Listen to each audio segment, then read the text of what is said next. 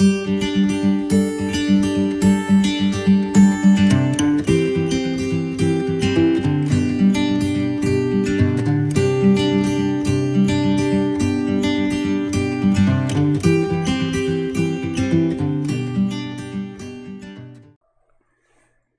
pessoal, bem-vindos e bem-vindas a mais uma videoaula. Essa daqui é uma aula de estrutura de repetição, parte 1. Nós vamos... Parte 1 está aqui atrás de mim. Olha lá, parte 1. Nós vamos dar uma introdução sobre o que é esse conceito de repetições. Bom, muitas vezes a gente já sabe que vai ter um número determinado de repetições e outras vezes a gente não sabe. Essa é uma chave interessante para saber qual estrutura de repetição nós vamos utilizar na construção do nosso algoritmo, ou dos nossos algoritmos, né? Então uma coisa é identificar quais são os blocos e outra coisa é descobrir como é que isso vai se comportar. Um exemplo muito simples que a gente pode apresentar para vocês é quando a gente vai para uma academia. Na academia tem aquela história de ficar levantando pesos. E sempre tem as repetições. Você vai fazer 10 repetições, 12 repetições. Então, você está fazendo um número determinado de repetições. E o movimento é sempre o mesmo. Então, bíceps, tríceps, ou o que quer que seja, você vai repetir segundo seu educador, sua educadora física determinar, né? Não sou eu que vou determinar quantas vezes você vai fazer, flexões, etc. Então, em muitas situações da nossa vida, nós vamos encontrar repetições com um número determinado de vezes. Outras vezes, nós vamos ter situações que a gente não vai ter um número determinado. Por exemplo, atravessar uma piscina nadando. Quantas braçadas você dá? Nem sempre você vai dar o mesmo número de braçadas. Agora, se a tarefa for vá até a outra borda, então você vai repetir o número de braçadas até chegar na outra borda. E quantas foram? Não sei. Vamos pular até anoitecer. Quantos pulos você vai dar? Isso depende de quando você está vendo o seu vídeo. Se você estiver vendo o vídeo meio-dia, você vai dar uma série de pulos até chegar ao anoitecer. Se você estiver vendo o vídeo às 5h30 da tarde, você vai dar muito menos pulo. E se você estiver vendo o vídeo à noite, você nem pulo vai dar porque já vai estar noite. Então, essas são outras situações com número indeterminado. Nessa videoaula, parte 1, nós vamos tratar de repetições determinadas. Então, um algoritmo bem simples, já remetendo àquela aula introdutória de 3 tigres tristes, se a gente fosse desafiado a escrever um número 1 10 vezes, lá no Visualk, tem uma estrutura que permite isso daí, que é essa daqui, essa daqui, essa daqui, não, essa daqui, isso, que é essa daqui. Para uma variável que fica contando as repetições, de 1 até 10, escreva 1. Simples. Qual é o bloco que está repetindo? Escreva 1. Você identificou uma forma de fazer isso 10 vezes sem ter que escrever 10 vezes o comando ou instrução escreva 1. Porque 10 vezes você até repetiria. Agora, e se eu tivesse pedido para você fazer 1000 vezes? Você ia ficar escrevendo escreva 1 1000 vezes? Sendo que é a mesma coisa? Trabalhos repetitivos não devem ser executados por nós. Vamos colocar a máquina para fazer isso. Para nós, vamos tratar de trabalhos mais intelectuais, mais criativos. e vamos deixar para a máquina fazer esses trabalhos simples e repetitivos. Então, sempre que possível, tente identificar blocos que podem ser repetidos e fazer a repetição. Nesse caso está óbvio, escreva 1 é uma instrução muito simples que a gente usando a estrutura para ir de 1 até 10, ou para ir de 1 até 100, ou para ir de 1 até 1000, vai ser a mesma coisa. É só você trocar aquele valor final ali. Então, como é que aqui ficaria a saída, né, para 10 números? Ele escreveria... Na verdade, não é bem assim, porque o comando que foi utilizado aqui é o escreva. E o escreva colocaria 10 uns, um ao lado do outro. Então, se você for no Visualg e colocar esse comando aqui, você vai ver que eles vão colocar todos os números um do lado do outro.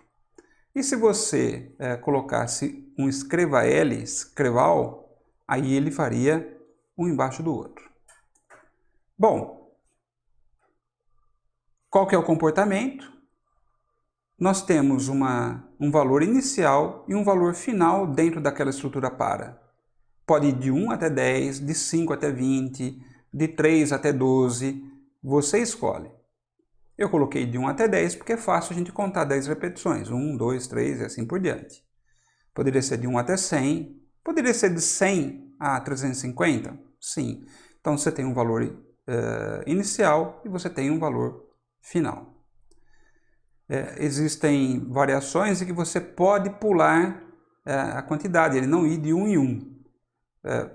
Nesse momento nós estamos trabalhando com de 1 em 1. Eu vou pedir para você depois olhar nas documentações do Visualg para ver como faz para pular mais do que uma unidade.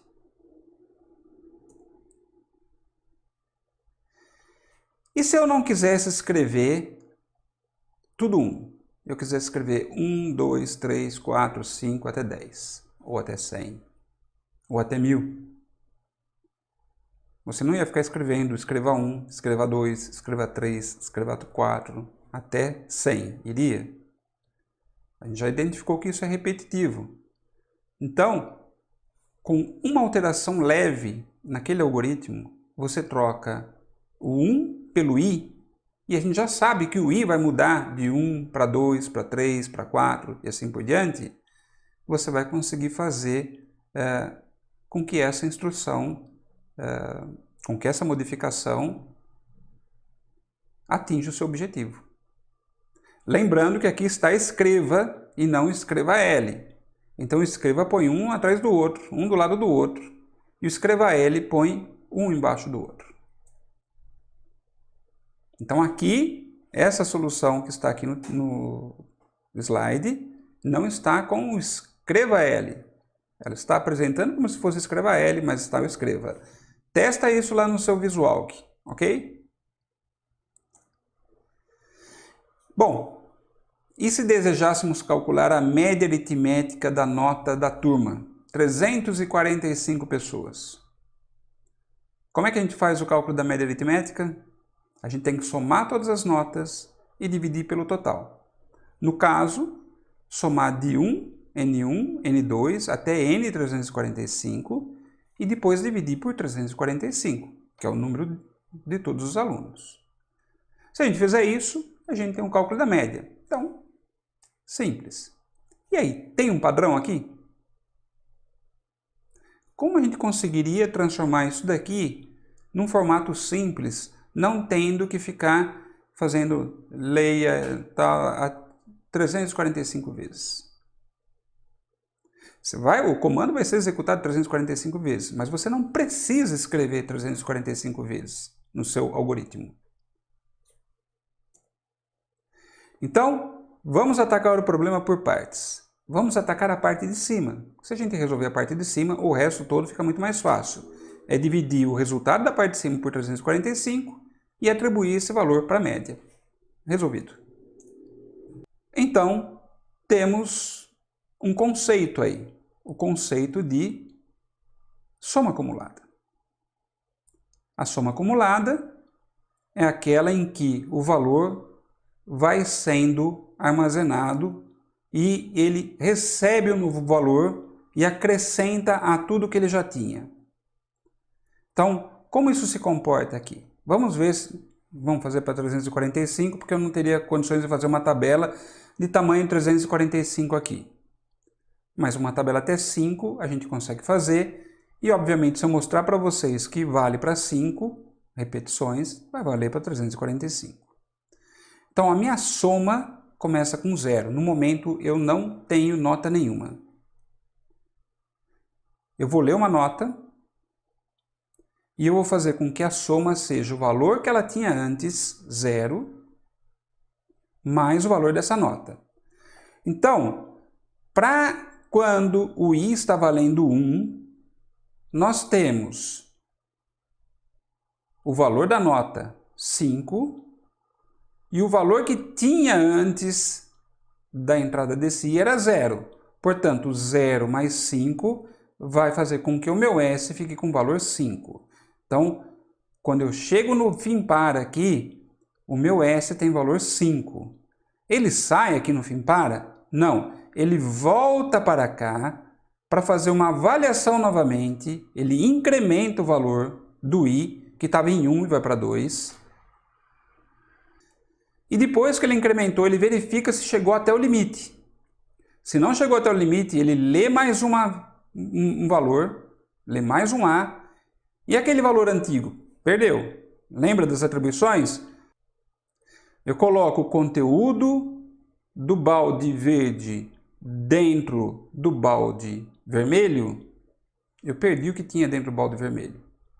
Então, não é atribuição, é uma leitura, mas de qualquer forma eu estou escrevendo numa posição de memória algo em cima de algo que tinha uma informação lá, que ela se perdeu.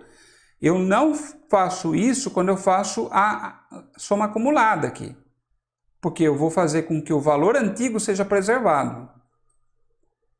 Então, voltando, ele vem no fim para, volta para o começo, incrementa o valor, que estava em 1, ele vai para 2, faz a leitura de uma nova, ele vai no para, vem aqui para o começo, incrementa o contador, verifica se já chegou no limite, se não chegou no limite, faz uma nova leitura, no caso 8, e soma o 8 com o valor que tinha em S antes, que era 5. 8 mais 5 dá 13. 13 vem no fim para e volta para cá. Quanto está valendo o i? Estava em 2. Vou subir para 3. Foi para 3. Chegou no 5? Não. Então eu continuo. Faço uma nova leitura de uma nova nota. Agora 7. E vou somar com o quê? Eu vou somar com S. 7 mais o S. Quanto eu tenho em S? 13. 7 mais 13 dá 20. O S vai ter o valor de 20. Vou para o fim para, volto para cá, incremento o i novamente, vai para 4. Faço a leitura de uma nova nota, 5. Somo com o valor que estava em S, 20. 20 mais 5 dá 25. O meu novo valor de S é 25. Vem para o fim para, que volta para o começo. Isso aqui tudo se chama loop. O que é um loop? Ele faz um ciclo. Ele repete aquele mesmo conjunto de operações. Vai ter uma hora que vai parar. No caso, quando ele chegar no último valor limite aqui do contador i. Então, quando ele for 5, ele faz a leitura de uma nova nota, que no caso é 5 também, coincidência, soma com o valor antigo em S, 25, que dá 30. Chegou aqui, ele volta para cá. Agora, o que era 5 vai virar 6, e ele vai testar se ainda está abaixo do limite. Não está, agora é 6. Para. A estrutura não faz mais nada daqui em diante, ela para. Portanto, o valor que nós temos em S é 30. E é com ele que nós vamos trabalhar. Então, se vocês observarem, o que a gente tinha que fazer era resolver essa parte primeiro, a soma acumulada. E o que nós fizemos? Nós resolvemos. Então, se vocês usarem esse trecho de código aqui, ele vai conseguir fazer para 5, para 10, para 25, para 345, que é o nosso caso. Então, nós conseguimos fazer uma soma acumulada de 345 notas. Vai armazenar em S. Você não gostou do A, você quer chamar de nota? Pode chamar de nota. Você não gostou do S, você quer chamar de soma? Pode chamar de soma. A gente já viu quais são as regras para a gente colocar nomes em variáveis. Então, a gente tem a soma acumulada, que a gente já resolveu, e agora a gente vai fazer a operação. Dividir por 345 e calcular a média. O que isso significa? Significa que eu estou somando um conjunto finito um determinado número de vezes. É sempre a mesma coisa? Não, porque cada hora é uma nota diferente. Cada hora o usuário vai digitar um valor diferente. O professor, no caso, vai digitar 345 notas e aí o sistema vai calcular a média para ele. Nessa primeira etapa, calcula a soma acumulada. Então, vai faltar fazer a divisão por 345 e vai faltar colocar a resposta. Você não vai fazer um algoritmo que não calcula, ou que calcula e não apresenta a resposta, certo? Então, a gente conseguiu fazer um algoritmo para calcular a média aritmética da turma de uma sala. Bom, e se quiséssemos saber a pessoa mais alta da turma? É um outro desafio. E se quiséssemos transformar o exemplo da academia, que a gente comentou no começo, quando o educador, a educadora recomenda 3 séries de 12 repetições, como é que a gente faria isso? A gente já sabe que 12 repetições são 12 número determinado. E 3 séries também é um número determinado. Você vai acabar tendo que fazer 36 vezes aquele exercício. Será que tem um jeito da gente resolver esses problemas? Vamos encarar esse desafio? Resolver os problemas P1 e P2? Bom, vamos pensar na pessoa mais alta. Pessoa mais alta, também pode pegar a pessoa mais baixa, enfim. O que a gente tem que fazer? A gente tem que pegar a primeira pessoa, a gente enfileirar todo mundo, é uma enorme fileira, 345 pessoas, e nós vamos pegar a primeira pessoa e ver a altura dela. Como ela é a primeira pessoa, essa é a pessoa mais alta que nós vimos até então, e a gente anota no papel. Vem uma segunda pessoa, e a gente vê a altura dela. Se a altura for mais baixa, vai em frente, não faço nada. Terceira pessoa, quarta pessoa, quinta pessoa. A quinta pessoa é mais alta do que o que eu tenho no meu papelzinho. Eu risco lá no papelzinho a altura que eu tinha e agora eu anoto uma nova altura, que é a altura dessa pessoa. Essa daí é a mais alta que eu tenho. Então essa fichinha aqui vai marcando para mim qual é a altura, a maior altura que eu vi até então. E aí eu vou vendo a sexta, a sétima, a 25ª, a 43ª, e sempre que eu encontrar alguém com uma altura maior do que a que está no papelzinho, eu rabisco o papelzinho e ponho uma nova altura lá. De tal sorte que quando eu chegar no final da fila, vai estar no meu papelzinho qual é a maior altura. Concordam? Esse é um algoritmo muito simples para descobrir a altura, a maior altura de uma pessoa. O que valeria também se eu quisesse fazer a descoberta da menor altura. Era simplesmente ter um outro papelzinho em que eu ia marcando a estatura mais baixa. E assim que eu fosse andando na fila, se eu encontrasse alguém com uma estatura mais baixa do que aquela, eu rabiscaria no papelzinho e colocaria um novo valor. de tal sorte que quando eu chegasse no final da fila, eu teria a menor estatura. Então eu posso fazer para maior estatura como para menor estatura. Posso fazer e do começo ao final da fila, para não ter que ficar andando na fila 2 vezes, andar na fila uma vez só com 2 papeizinhos, um para maior altura e outro para menor? Se eu tiver 2 papeizinhos, eu posso fazer isso.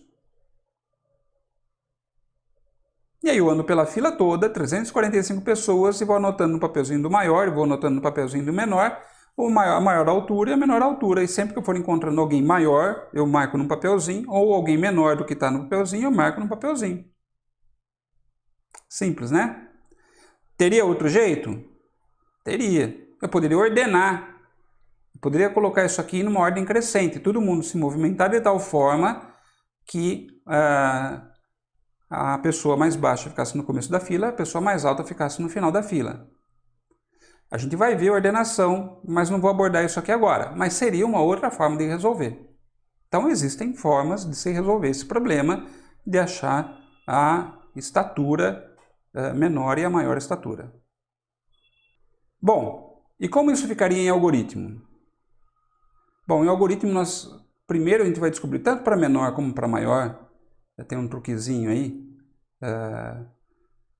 menor altura, eu vou colocar um valor alto, 2 metros de altura. Certamente eu vou encontrar alguém menor do que 2. Mas se você tivesse dúvidas ainda, vai que tem só jogador de basquete, coloca 5 metros de altura. Não vai ter ninguém maior que 5 metros. Essa é a sua menor altura no começo, ou seja, o seu papelzinho começa com o valor de 5 metros.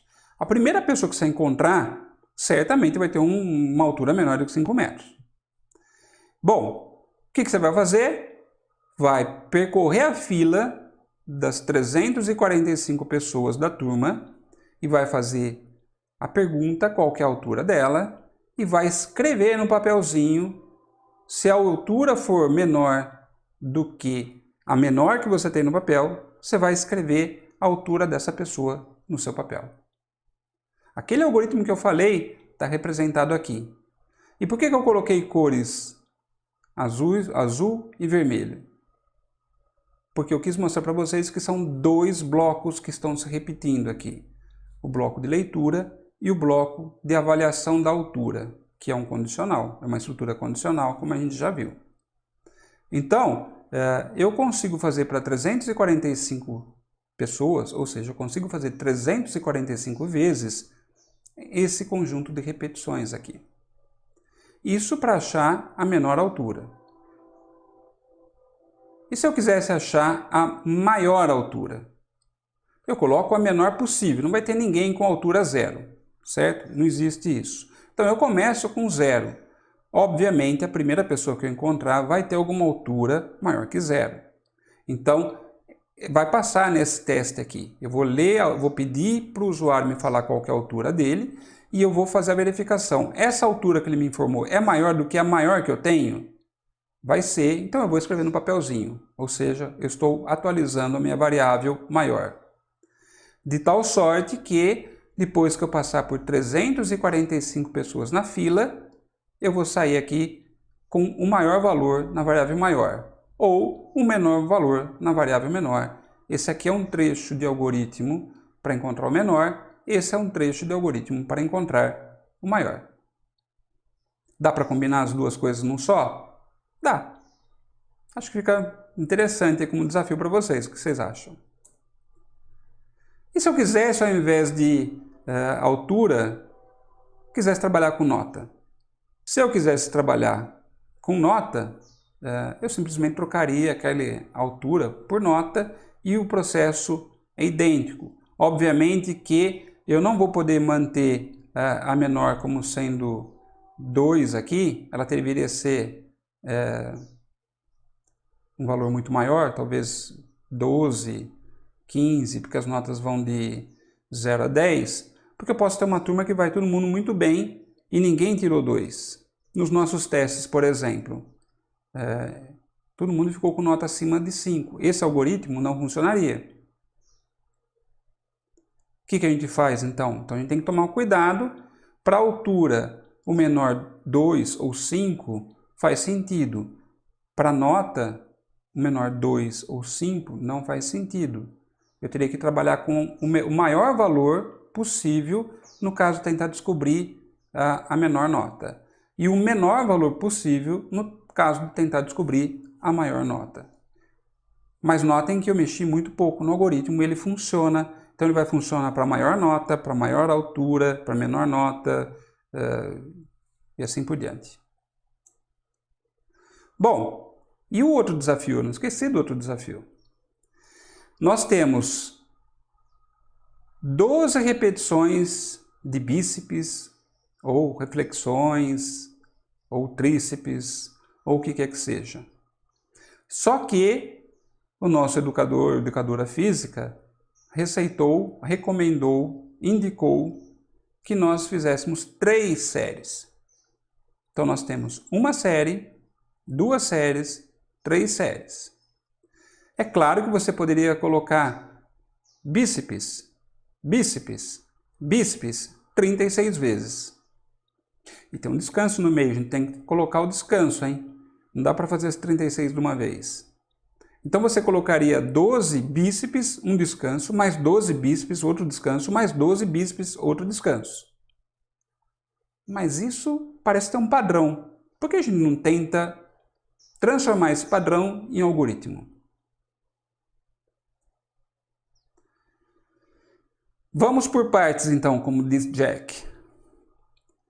A gente sabe que as repetições vão de 1 até 12 e eu consigo construir para R de 1 até 12 bíceps. Consegui fazer o equivalente a uma série em 3 linhas. R para R de 1 até 12, faça. Faz o bíceps. E fim para. Acho que tem um I a mais. Bom, e se eu quisesse transformar isso daí num bloquinho laranja lá? Isso aqui significa o meu bloquinho laranja. Ou seja, tudo isso daqui, que representa tudo isso daqui, eu estou chamando de um bloquinho laranja. O que eu teria que fazer? Eu queria ter um bloquinho laranja mais um descanso. Outro bloquinho laranja mais um descanso. Então, eu teria bloquinho laranja, descanso. Bloquinho laranja, descanso. Bloquinho laranja, descanso. E eu faria isso daqui, ó. O equivalente ao bloquinho laranja, o descanso. Bloquinho laranja, descanso. Bloquinho laranja, descanso. Mas isso aqui é um padrão também, que ele está se repetindo. Notem, isso aqui se repetiu. E o nosso orientadora física recomendou só 3 séries. Se tivesse recomendado 6 séries, a gente teria que repetir isso daqui 6 séries. Isso tem uma solução. Eu posso colocar a estrutura de repetição laranja, né? O bloquinho laranja, mais o bloquinho vermelho, dentro de uma estrutura de repetição S, para ir de 1 até 3. Então, o que ele vai fazer? 12 repetições de bíceps ou flexões, mais um descanso. Vem para cá, o S era em 1, vai para 2.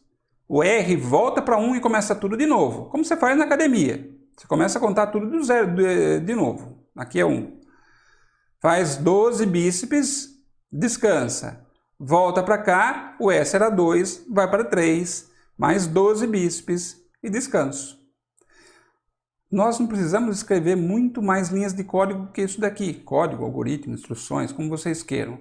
Nós transformamos um problema do nosso dia a dia num algoritmo. Repetições determinadas. Simples. Fácil. Sem complicações. Dúvidas?